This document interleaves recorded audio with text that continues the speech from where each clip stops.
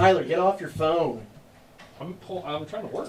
You're millennial. You're Gen Z. Whoa.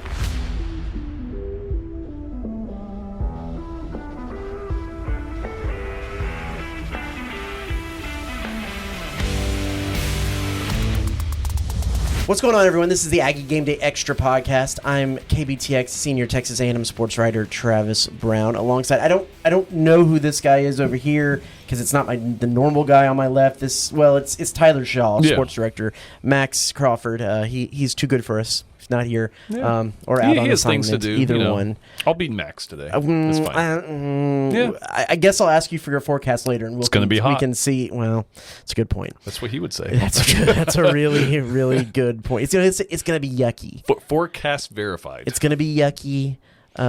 So yeah, good. Max is out doing good work or on assignment, or I don't know, drinking a beer on his back porch. Who knows? Yeah. So we were talking over here. I was earlier criticizing you for being on your phone. Yeah.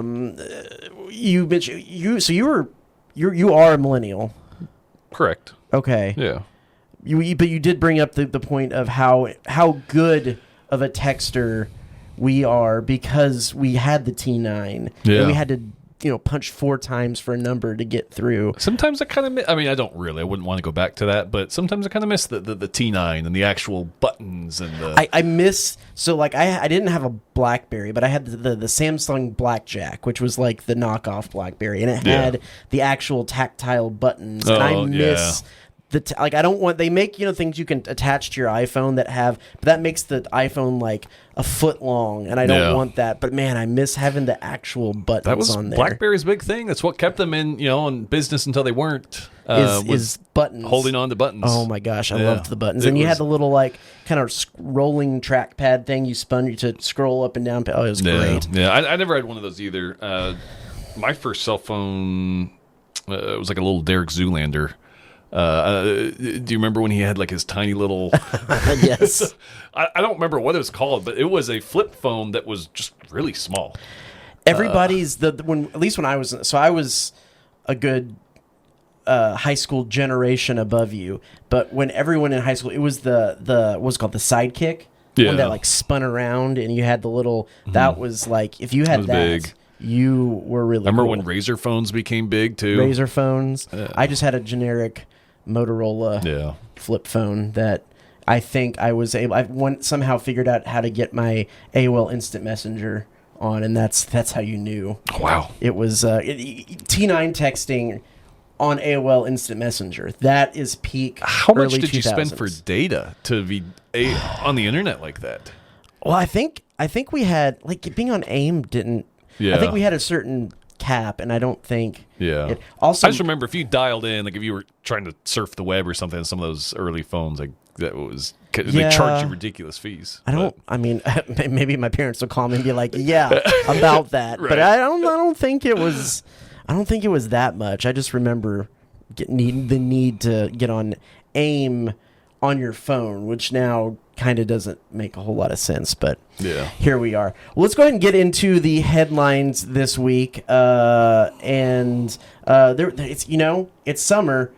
There still seems to be a whole lot going on in the world of A&M sports. Tyler, yesterday you were over at the E.B. Cushing Stadium. Sorry, I slipped my mind there for a second. Yeah. To have the introductory press conference for Leroy Burnell, the new Aggie track coach. What were the vibes? What were you getting over there in that first little conversation with him? Well, it is a splashy hire. The big question mark was who was going to follow in the footsteps of Pat Henry. You bring in a big name like this. I mean, Olympic gold medalist. He set records. He won an Olympic gold medal on the 4x1 team with Carl Lewis. He ran with Michael Johnson. Didn't he beat Michael Johnson here? He beat Michael Johnson in 1990 in the Southwest Conference Championships. That was in College Station in the 200. He ran a 19.61, which at the time was the fastest time in the world. That stood for 6 years. It wasn't technically a world record because there was a 4.1 tailwind.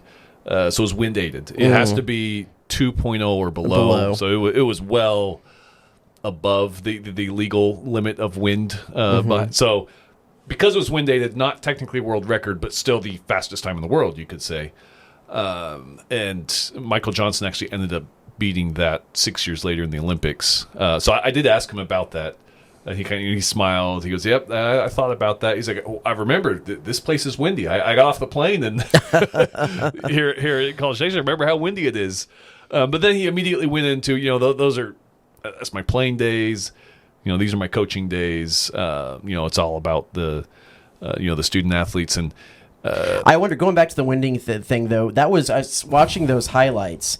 It looked like when I came on campus in 2006 to do like a college tour where you could pretty much see into Hearn, right, from standing in one of the parking lots. And I wonder if like all of the development that's been around here is maybe if he ran it today, helped block the wind. It would block the wind a little, and he'd be able to have that record. Yeah, it was just wide open space. So yeah, kind of a shame that that day particularly is when that happened with the wind. But he's a sprinter.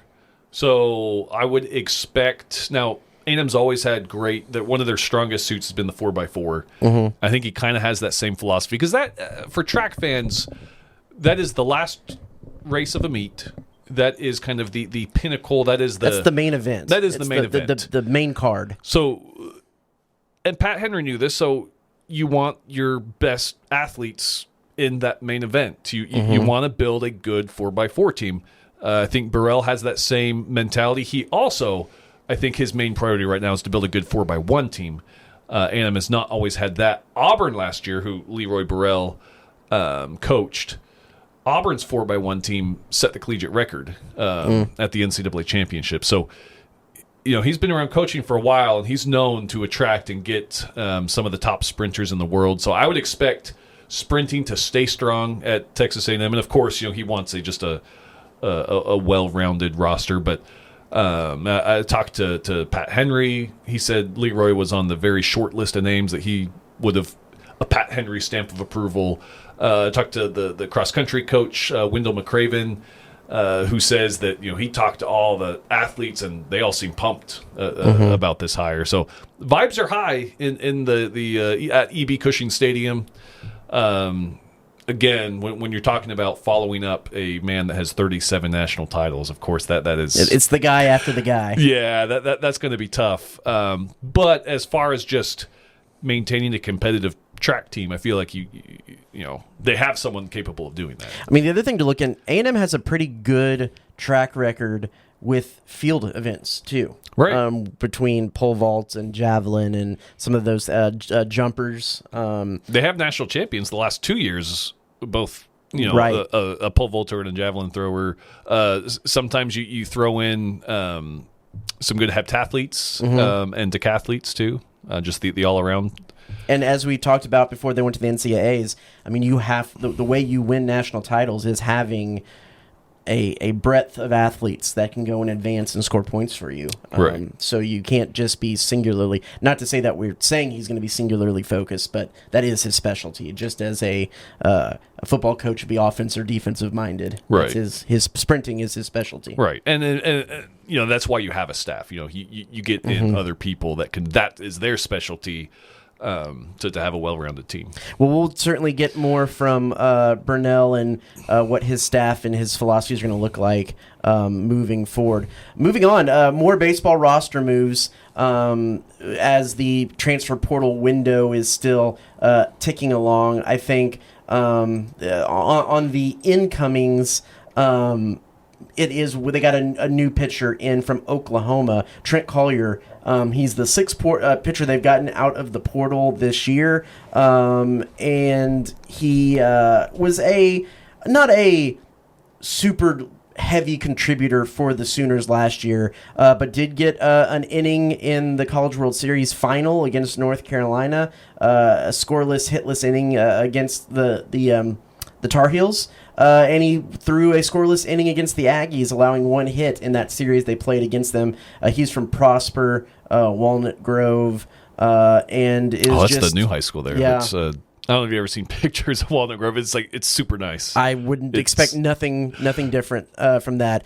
He's joining Johnny Nunez, Jace Evangelista, Wade Cooper, Caleb Kimball, and Logan Prisco as the 6 pitchers that they've been able to bring in so far. But that's a needed thing because one of the A&M's pitchers who did contribute a little bit last year, Juan Vargas, he is in the transfer portal and announced that this past week. He had a spell there in the middle of the season, Vargas did, where he kind of seemed to be like the main guy out of the pen for a couple of weeks, that he was the strongest arm that they had out of the pen, and it just kind of fizzled out as the season went on.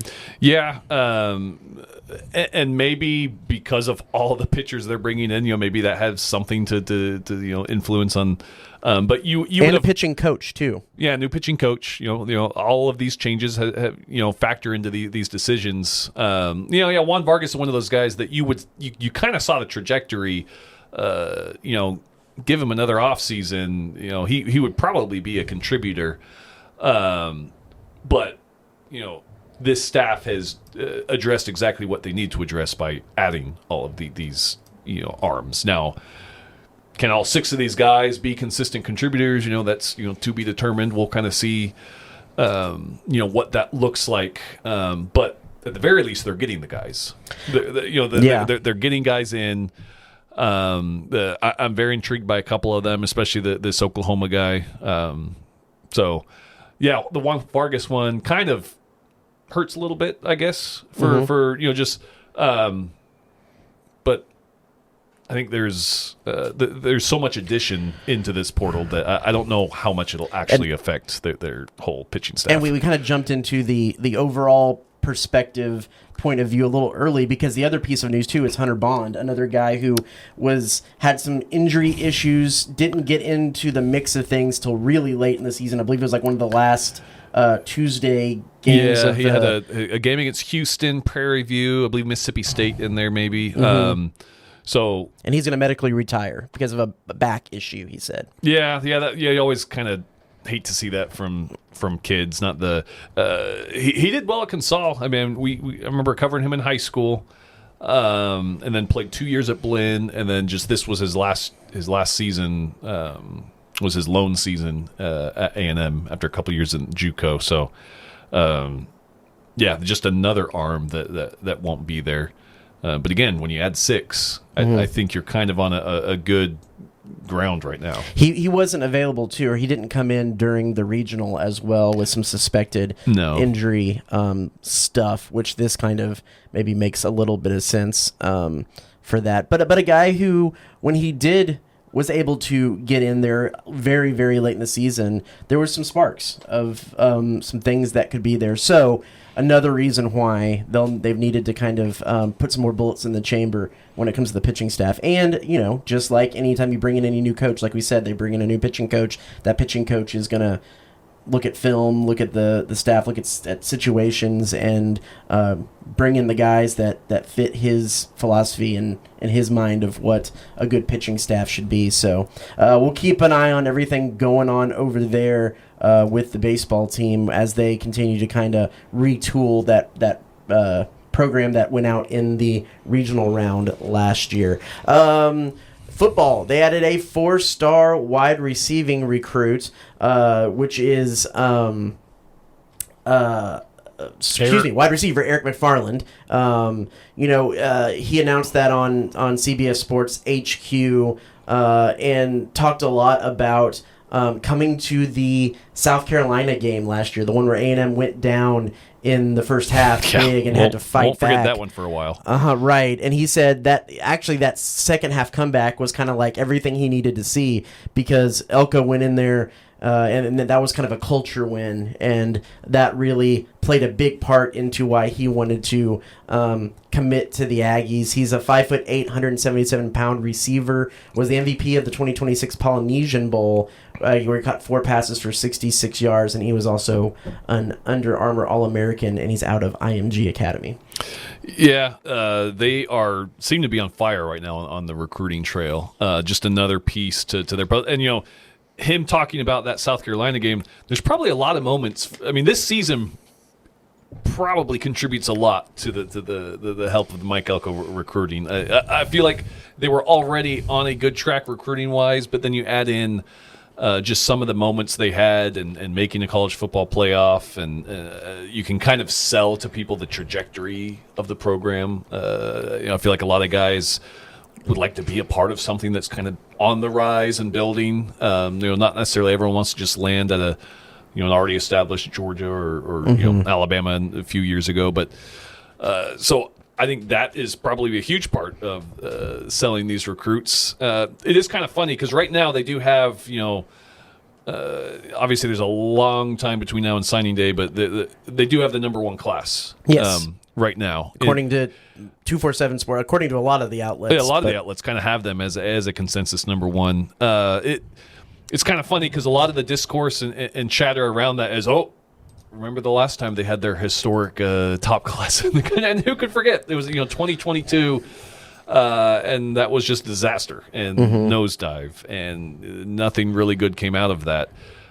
The interesting piece to that, and this is going to be speaking very anecdotally or kind of off the top of my head, they went really heavy 5-star top of the top 100 in that, and it seemed like maybe even without a whole lot of consideration for fit, it was just what's the highest rated guys we can get. They have 2 5-star recruits, but 14 4-star recruits, which is a little bit of a different formula for getting to that number one class, but to me a little bit that could indicate maybe a little bit, and Mike Elko's proven compared to the Jimbo Fisher era that he is more of a fit culture guy than maybe what that class makes. Just the flashy stars right. that maybe did not fit. And again, I think it's kind of silly to compare the two and say just because one year crashed and burned so hard doesn't mean that you shouldn't strive to have Correct. Number one. Like, why would you not want a number one recruiting class? Correct. Because I don't think Elko's focused on. Yeah, I think he's more focused on the fit and the culture. Obviously, the best talent to do that, but I don't think he's. Looking at let me just get the top of the top defensive end, top of the top wide receiver. I don't care who it is. And you look at anecdotally what we kind of hear about revenue sharing money, NIL money, and things like that. They bringing in 4 wide receivers as a part of this class. It's him along with Jaden Upshaw, Damani Warren, and Trey Haddad. You look at NFL roster structure or any pro sports roster structure, and the teams that really can be successful are the teams that have rookies, guys on their rookie contracts that are instant successes, playmakers, because you can wiggle your cap a little bit better with that by having guys who are on a lower pay scale, but are contributing as much as guys who are making a lot more than them on that. Maybe there's a little bit of wide receivers, quarterbacks, some of those skill players really traditionally and anecdotally we've heard can come at a high price tag. Maybe there's a little structuring like that of if you can bring these guys in as freshmen, they're going to be a little bit less expensive, but if they can contribute, that's good cap value. Yeah, that's a good point. If you go get the best receiver out of the portal, it might come at a pretty big price tag. Right, or a quarterback. Yeah. Right. Yeah. So anyway, let's move on to a little bit of kind of administrative stuff, and that is Texas A&M Regent Chair. I am blanking so hard today, so excuse me for some reason why I'm blanking on everything. But Chair Albritton sent out a joint letter with Texas's Board of Regent Chair that opposed the Protect College Sports Act, the Ted Cruz authored NCAA guardrails bill that's kind of trying to work its way through the Senate right now. It's just kind of following suit with what the SEC and the Big Ten have already done. We've kind of talked a little bit before about this bill. There's parts of it that a lot of people like. It kind of codifies parts of the House settlement with the revenue sharing cap and revenue sharing and giving athletes the right to make money and name, image, and likeness and revenue sharing. But there's pieces that they don't like. Like, there is the option for all of college football to pool their media rights and get one really big deal instead of doing it at the conference level. The SEC, like the day of, said, yeah, that's not happening. We're not giving up our rights. They got a pretty sweet deal right now. and to get to that 75% threshold to activate that, they would need either the Big Ten, the SEC, or Notre Dame to side with the pooling rights side of things, and that's not going to happen with any of the three of those. And then there's another clause that if they pool their rights, that stops consolidation in the SEC and Big Ten. So there can be no more conference realignment within those two programs. There's also the whole aspect, it's neutral on athlete employment. So could they potentially become employees of their universities or conferences or whatever and collectively bargain for some of these things, which a lot of people say could be the easiest answer to all of these problems. So we reached out to ask for specifics on what they actually don't like in it, and we did not hear back about that. It was just very general that there are pieces of it that they aren't behind. But, of course, they said they are thankful that the Congress is looking at taking action on these things and are really wanting to work more in the future to try to piece together a piece of legislation that they, or amend this legislation to what the ways they like it. So there's not a whole lot when it comes to college athletics that Texas and Texas A&M both get on board with. But here was a joint statement for the from the two programs. Yeah. And then finally, a cool little note, Kendall Stowers gives an SB nominee for Comeback Player of the Year. She had a very cool story about getting medically retired at Baylor because she had 4 concussions in one season, and thought her playing career was over, but found some treatments for her concussion. Her traumatic brain injury symptoms were cleared, but was cleared by doctors, and was a part of A&M's national championship winning team, and was a big contributor to that. The key part, I don't think they win it without her. I mean, no. She ends up winning the most outstanding player of the national championship in the tournament, in the match. So, it is one of those kind of just cool sports stories that just kind of tells itself. A very classic comeback story. So she's one of 4 nominees. I have to remember when they. It is golfer Anthony Kim, Angel City FC women's soccer player Savvy King, and San Francisco 49ers running back Christian McCaffrey is who she's going. Which, like, the ESPYs, you can say what you want about the ESPYs, but it is one of the few awards type situations where you have you're saying Kendall Stowers and Christian McCaffrey in the same sentence. Yeah, that's pretty crazy. Cross sport, college pro situation. So A&M has had SB's notoriety in the past.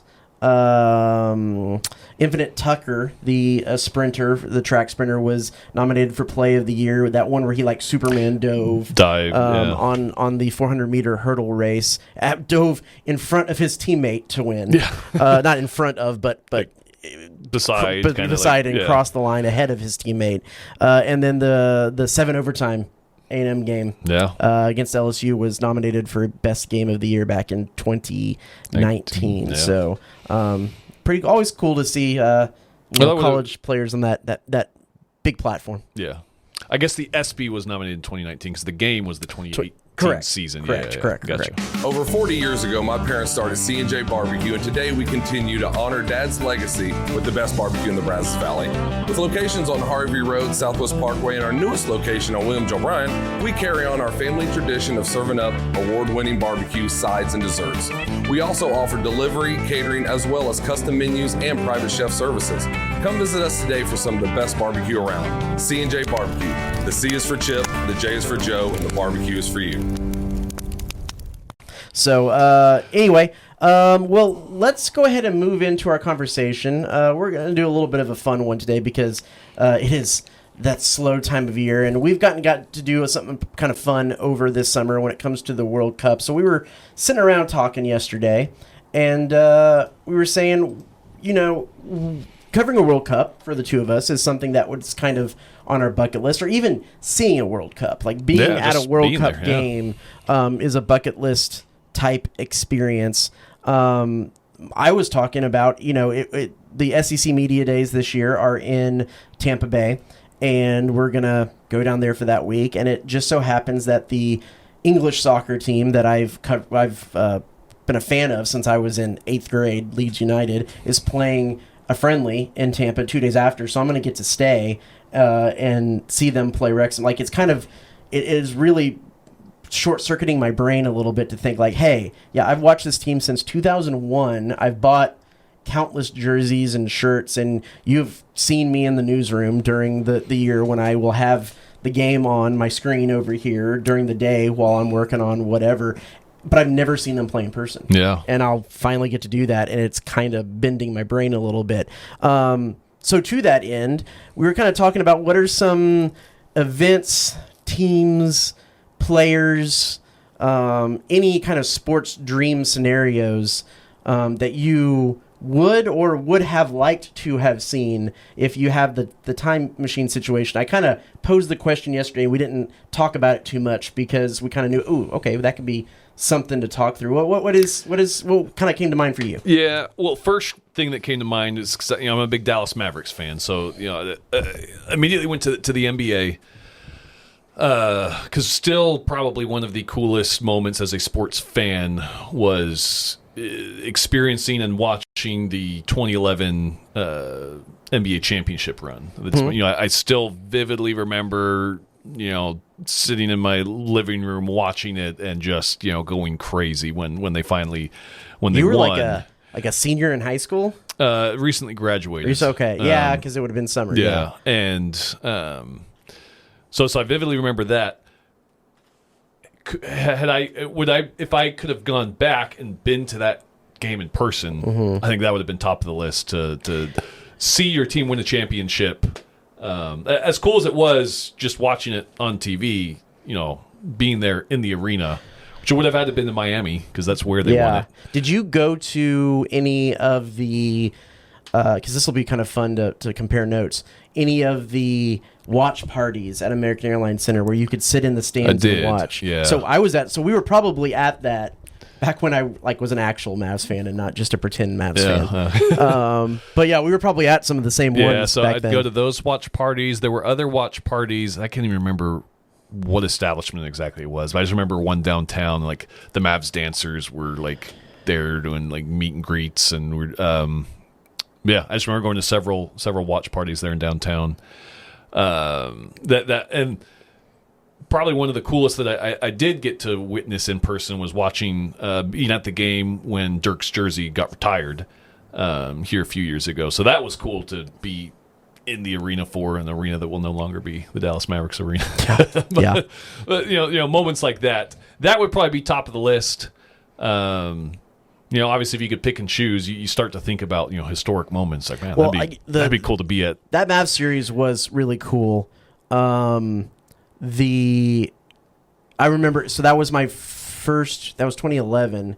So that would have been like my second year of doing journalism. I was working at ESPN Dallas covering high schools. I remember one of those games where we didn't go to the downtown to the American Airlines Center thing. I had to be down for state softball in Austin the next morning. It was like one of the early 9 a.m. games or something like that. Yeah. But I wanted to watch the game with my buddies, so ended up watching the game wherever we watched it until midnight or whatever it was. Then got on the road, got into Austin at like 4 and 5 in the morning, slept for like 2 hours, and then went over and covered state softball. And vividly still remember that trip because I forgot forgot shoes that weren't cowboy boots, and it was in that open air press box at sitting there with your boots on. Well, I had to wear jeans, and then I went and got some other shoes so I could wear those with shorts in that press box. But yeah, that was a fun one. What was the other you're going to bring up? I was just saying, if you could, kind of pick and choose historical moments.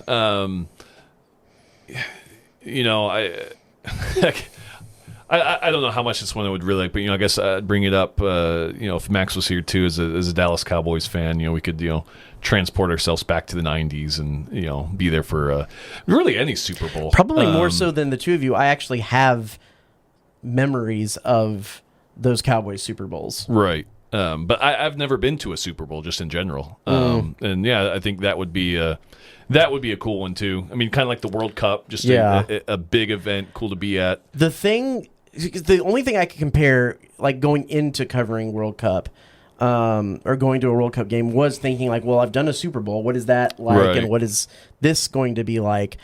I will say the cool thing about the World Cup that's different from the Super Bowl is when you're at the Super Bowl, it is such a made-for-TV it's event. Very corporate. Well, it's not even corporate. It's just so made for TV. Yeah. Like the halftime show, to get it all right and filmed and stuff. I've heard it sucks in person. Yeah, they turn off the screens. So all you're watching is one little dot, jumping around on a stage or whatever. I mean, it's still decently cool, but the coolest part of that is watching them get the stages on and off in like 5 minutes, and how quickly they can get that all set up. But yeah, I actually, from a spectator's position, especially if you're a neutral at either of those games, I actually think World Cup better than Super Bowl. Yeah, I mean, again, like it's not one of those that like I've always wanted to, you have to be at, but just if being at historical moments, just to say like I was there yeah. is kind of cool to say. That Super Bowl was the one in Houston where the first Super Bowl that went to overtime. And, of course, the one that I'm covering on a newspaper deadline is the first Super Bowl that goes to. And we were, it was Martellus Bennett on one side, and it was Jake Matthews on the other. And it was going to be a story about either one of those guys winning a Super Bowl. And I had it all written up for Jake Matthews because it was Atlanta was in the lead, and the Patriots stormed back. And we're literally watching the overtime on a little screen in the tunnel of the Super Bowl. Not even near the field or anything, with a bunch of like staff workers and stuff outside of the Falcons locker room, thinking that's where I'm going to go in and talk to him. And I had to sprint to the other side of the stadium and completely rewrite a story for Martellus Bennett. After all that happened and everything. Sports reporter's nightmare. One of the craziest deadline instances I've had. Those are too good. Reminds me of like the March Madness where we're watching the end of a game in like the tunnel. We're like the corner of the court, just kind of because like when A&M and Houston went to overtime, and we think we're getting there for the end of regulation, then we have to wait there longer. We're just kind of chilling in the tunnel. That was like the A&M comeback in overtime against Northern Iowa. That was one of those where the story just changed 4 different times throughout. So that was a crazy one. What else? Did you have any other historical ones? If I go back to basketball, being there for any of MJ's championships would have been really cool. Just to kind of, from that era, I think that the coolest. I remember watching Karl Malone and John Stockton live.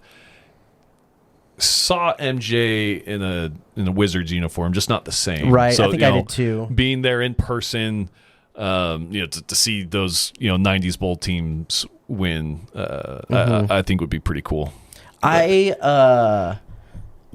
go back. I mean, same kind of thing with the Mavs. I'm a big Stars fan. If I could have gone back to 99 to see that happen in Buffalo, that would be pretty cool.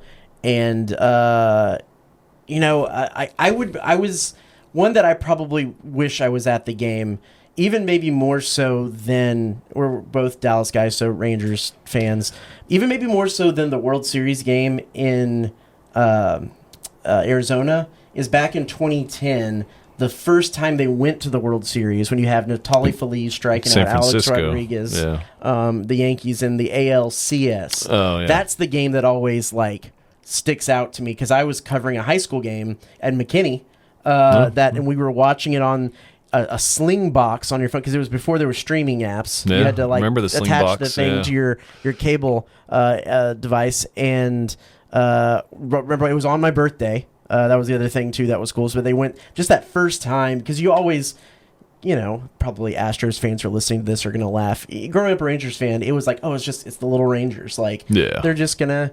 We're gonna go. They're gonna lose. But it's gonna be fun to go to games that are $5 and you get a hot dog and it's great. And you're like, wait, they can do this? Like that was pretty cool. So that's probably a game I'd go to. I would love to see Wayne Gretzky in person. I'm a big hockey fan. That would have been really cool. I don't think I ever got to go to a game where I got to meet him later, but I didn't get to go to a game where he played. Yeah. So that would be cool. And then I think it would have been cool just to go to, like, you see those video reels of like old timey baseball games in like the 40s where like everyone's wearing suits and it's all in those old stadiums. So you want to go dress up in a suit and watch some baseball? I don't really. No, it looks nostalgic and cool.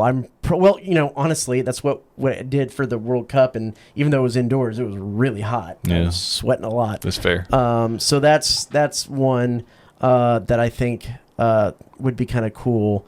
When I'm talking about, and then going to see Leeds in England would be cool because I've heard Ellen Road where they play is like one of the loudest, rowdiest venues in English football. And, that's cool. That would be pretty cool. We kind of mentioned a little bit with Joe. What was maybe some players that any players now or back then that kind of we were a little bit jaded because we interact with these guys so much that there's not anybody really that much anymore that I would be like want to go get an autograph from.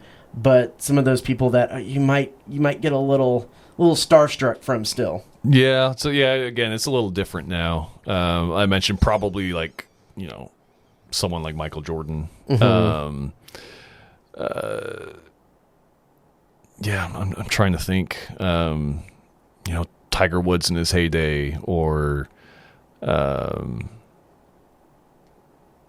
trying. Yeah, Tiger in his heyday would be cool. Like, one of the things I still want to go to, but especially cover would be the Masters. Yeah. And like seeing a Tiger Masters back, that would have been pretty electric and pretty cool. I think here you want a really off the wall one. Here is a really off the wall. My guilty pleasure sports team growing up, and you might be. I think we've talked about this a little bit before, but something like my family had season tickets. We went. I loved it. Was the Dallas Sidekicks, which was professional indoor soccer. Yeah. Like, they had the hockey boards and they played soccer in the hockey arena. I was such a Sidekicks fan that when FC Dallas started, I was like kind of against it because I knew like that could get more popular, and I was a Sidekick. And fun fact, first ever sporting event played in the soon to be defunct American Airlines Arena. It was a Sidekicks Dallas game. Sidekicks game. Oh. Do you know the first sporting event played at AT&T Stadium? Was it? It was the Chelsea. It was a soccer friendly, right? Well,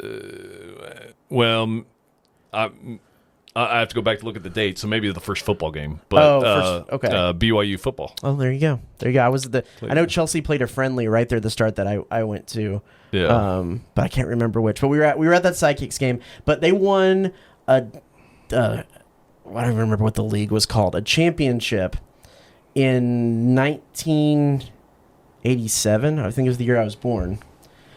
And they sold out Reunion Arena for indoor soccer. There was like 17,000 people. Yeah, that's crazy. And I would have liked to go see that. That would be cool. Not nearly the same, but kind of akin. Probably the coolest sporting event I've been to was the Winter Classic at the Cotton Bowl. Yeah. Because the Stars were always like a fourth place team in DFW for growing up, and you kind of were always like is there 18,000 more Stars fans in Dallas? Like, right. Whatever. And then to see 90,000 in that state, you're like, okay, like this is cool. Yeah. So that was pretty fun. What's some of the best sporting events you've been to along that lines? Yeah, I mean that's hard to. I don't know. I mean, I can only think recently right now. I mean, World Cup. Has got to top it. Some of the Mavericks playoff games. So you were at Netherlands, Japan, which turned out to be really stinking good game. It was a good game. Yeah. Uh-huh. It was like 3-2 or it was a tie, 2-2. Yes, tie because Japan tied it up Japan late. tied it at the very end. That's right. Here's to hoping, FIFA, if you're listening, make sure you approve our credentials for the semifinal in Dallas. Yeah, I wonder how many people are gonna apply for that. But those were pretty good. The World Cup is definitely really high on that list. I was at the England-Croatia game was probably the coolest for me because we were out. That one, we were the Netherlands-Japan game, we were in the press box. So it was a little hard to hear what was going on. I was up in like a auxiliary press box outside, and you could like hear the full-throated England chants, and it was... And then, it was another hurricane brace, and they go off, and the whole side of AT&T Stadium is singing Wonderwall with Harry Kane in front of his team with his like arms crossed, just looking like a cool dude. We'll go with that.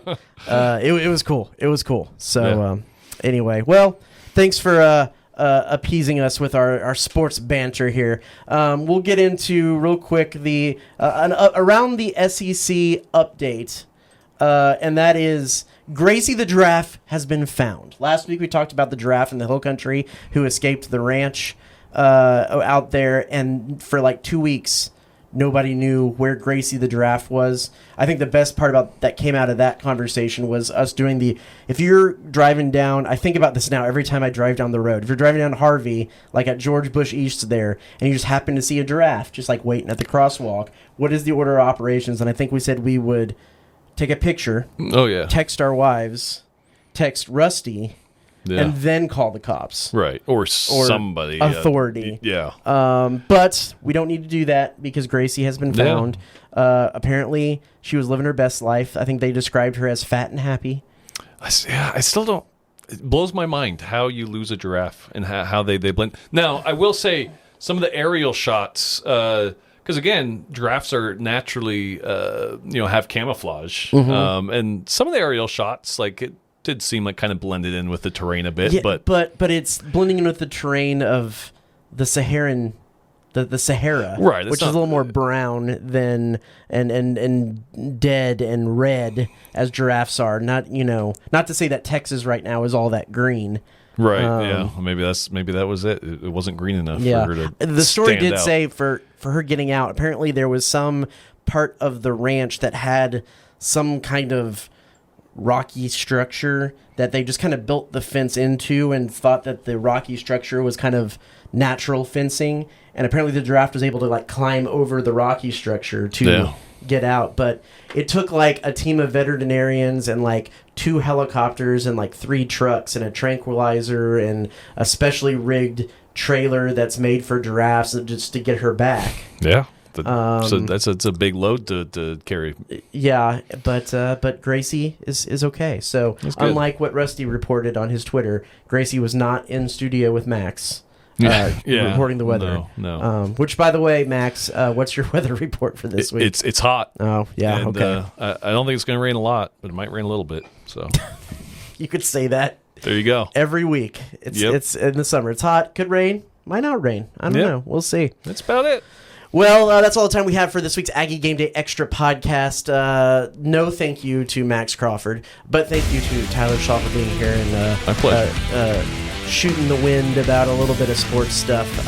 So we'll be back next week with some more around A&M athletics. Be sure to check the 5, 6, and 10 that he's on and KBTX.com for any other updates. So for Tyler and not Max, I'm Travis. This is the Aggie Game Day Extra podcast. We'll see you next week.